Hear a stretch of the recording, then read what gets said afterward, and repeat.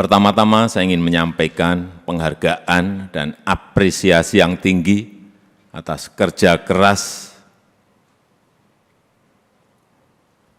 Polri beserta seluruh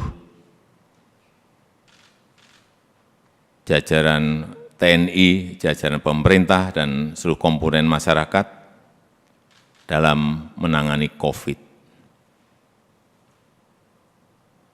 Itu dilihat masyarakat, dan itu juga saya lihat dan saya rasakan. Kerja keras itu. Dan hasilnya juga sangat signifikan. Sampai hari ini, yang mendorong paling kuat memang adalah dari Polri, telah 440 juta dosis vaksin yang telah disuntikkan kepada masyarakat. Dan hasilnya pandemi COVID mereda.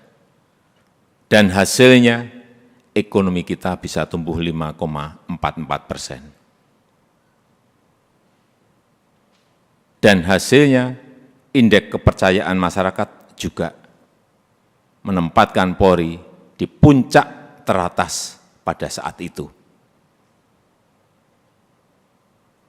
Tetapi begitu ada peristiwa FS,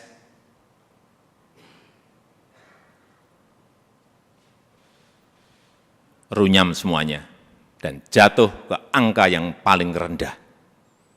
Dulu dibandingkan institusi-institusi penegak hukum yang lain tertinggi, sekarang saudara-saudara harus tahu menjadi terendah.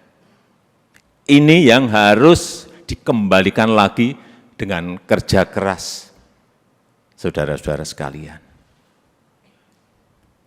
Di November itu masih 80,2, sangat tinggi sekali, bukan tinggi, sangat tinggi sekali.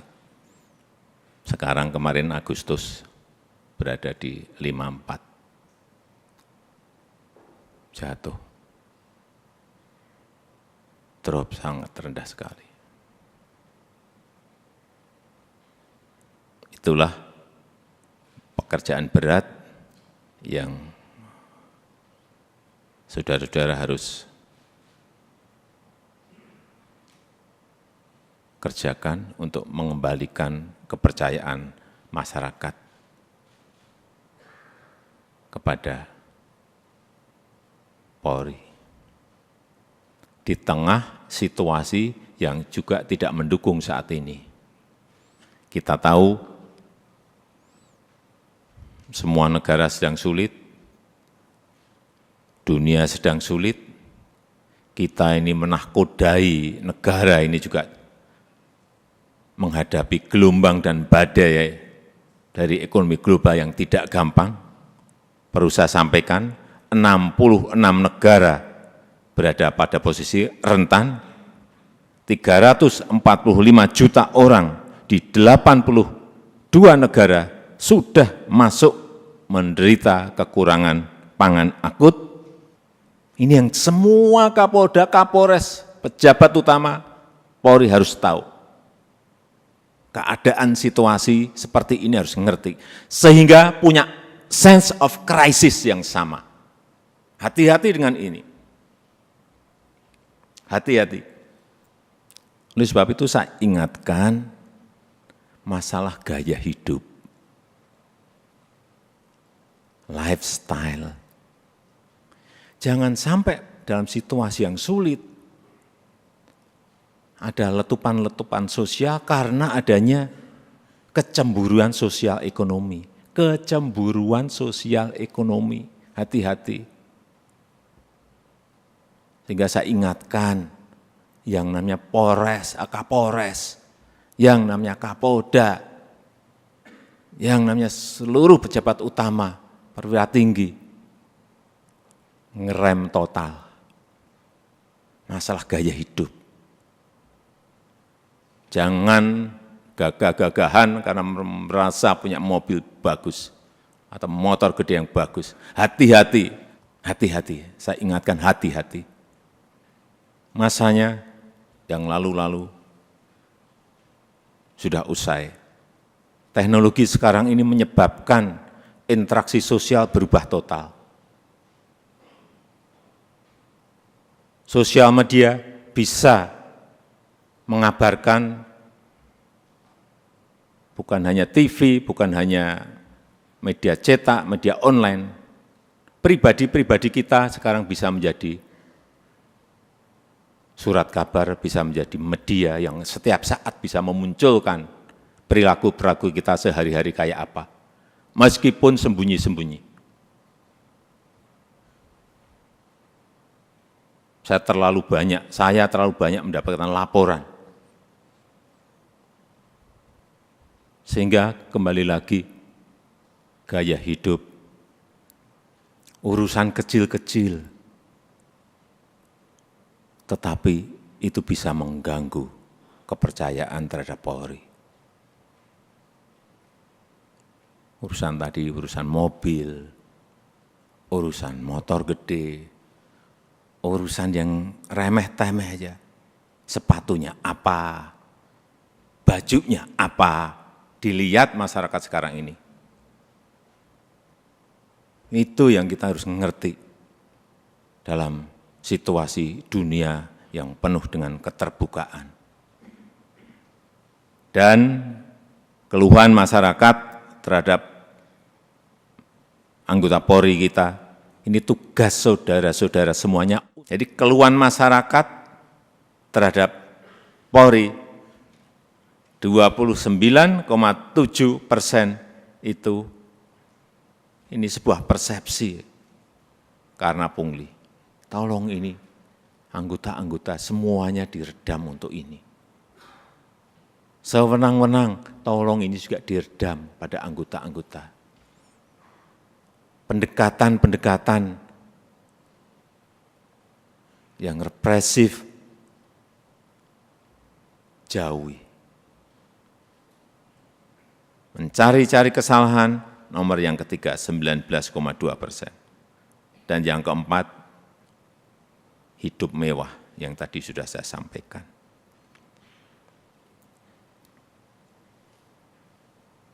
Karena Bapak, Ibu, dan saudara-saudara sekalian, itu adalah aparat penegak hukum yang paling dekat dengan rakyat, paling dekat dengan masyarakat, dan paling sering berinteraksi dengan rakyat. Jadi ingatkan anggota-anggota, selalu di briefing anggota-anggota, seluruh anggota, dan ingatkan untuk hal-hal yang berkaitan dengan pelayanan masyarakat, ingatkan mereka. Jangan sampai karena tidak kecepatan kita, yang kedua, rasa aman dan nyaman masyarakat itu, ini masalah persepsi loh. Rasa aman dan nyaman masyarakat itu menjadi terkurangi atau hilang. Karena apapun, Polri adalah pengayom masyarakat. Hal-hal yang kecil-kecil, tolong betul-betul dilayani betul.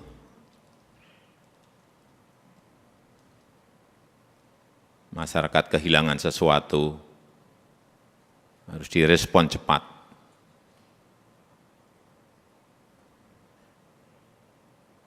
Sehingga rasa terayomi dan rasa aman itu menjadi ada. Yang ketiga, yang berkaitan dengan soliditas.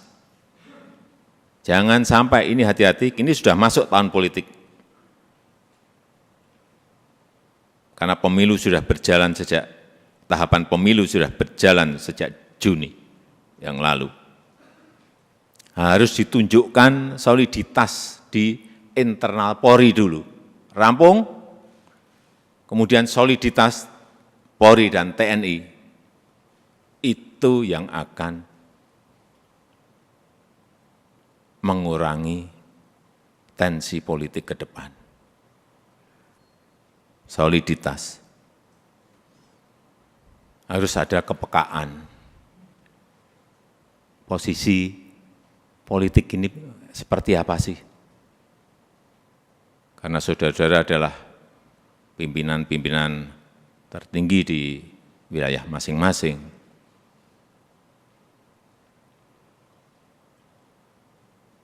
sense of politiknya juga harus ada. Tidak bermain politik, tetapi ngerti masalah politik, karena memang kita akan masuk dalam tahapan tahun politik. Kalau dilihat, kembali lagi, kalau dilihat Polri solid, kemudian bergandengan dengan TNI solid, saya memberikan, bolak-balik saya sampaikan, saya memberikan jaminan stabilitas keamanan kita, stabilitas politik kita pasti akan baik.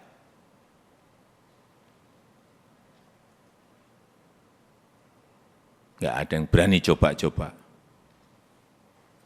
Kalau coba-coba ya tegas saja. Yang keempat, yang berkaitan dengan kesamaan visi. Saya kira yang berkaitan dengan kebijakan organisasi, jangan terkesan kita itu gamang.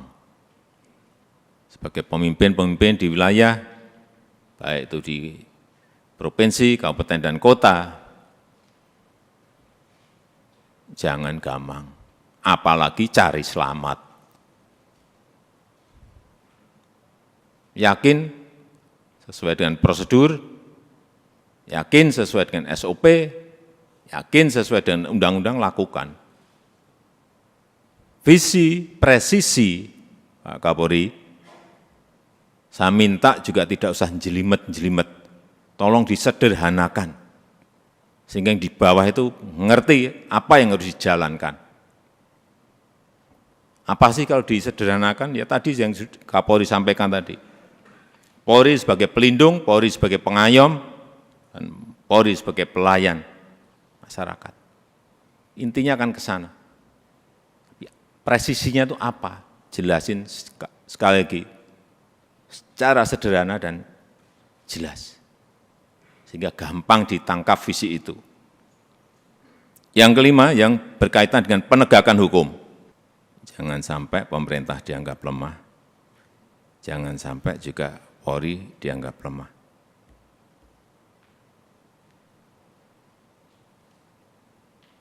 Saya sudah perintahkan kepada Kapolri, saat itu urusan judi online, bersihkan. Ya udah.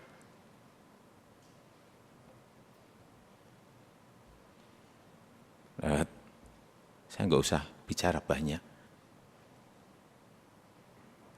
Saudara tahu semuanya, perintah ini tahu. Dan penegakan hukum untuk yang berkaitan dengan narkoba. Ini yang akan nanti bisa mengangkat kembali kepercayaan masyarakat terhadap Polri.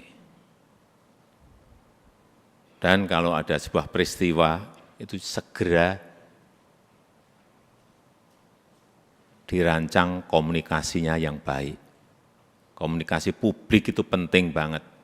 Jangan terlambat, jangan lamban. Sehingga yang muncul nanti kalau lambat, yang muncul isu-isu yang lain. Sekarang ini sekali lagi, era sosial media, hitungannya detik, hitungannya menit. Sudah bukan hari lagi.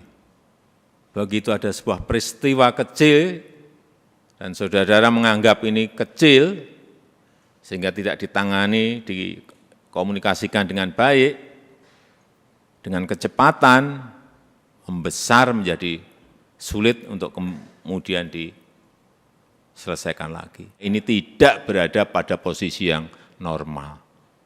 Dunia sekarang ini.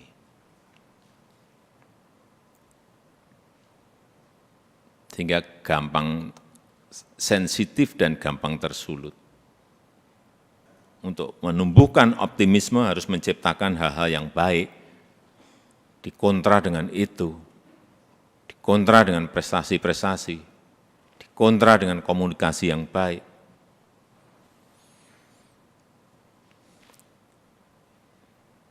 Saya rasa itu yang ingin saya sampaikan dalam kesempatan yang baik ini. Sekali lagi, saya sangat menghargai kerja keras saudara-saudara sekalian dalam penanganan COVID yang lalu, dan kita harapkan dengan kekompakan, dengan kesolidan di Polri, di internal Polri, kemudian bergandengan dengan TNI, saya percaya apa yang tadi saya sampaikan bisa kita lakukan dengan baik. Saya tutup pertemuan pada sore hari ini.